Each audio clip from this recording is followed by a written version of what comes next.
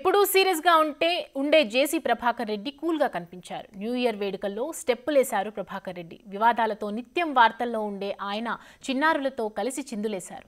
అనంతపురం జిల్లా తాడిపత్రిలో జరిగిన న్యూ ఇయర్ వేడుకలు అంబరాన్ని తాకాయి. జేసీ పార్కులో మహిళలకు మాత్రమే వేడుకలు నిర్వహించగా జనం భారీగా తరలివచ్చారు. వేడుకల్లో జేసీ ప్రభాకర్ రెడ్డి చిన్నారులతో కలిసి స్టెప్స్ వేశారు. 70 ఏళ్ల వయసులోనూ ఏమాత్రం తగ్గేదేలే అంటూ డాన్స్ చేస్తూ ఎంజాయ్ చేశారు. జేసీ స్టెప్పులకు జనం కేరింతలు కొట్టారు.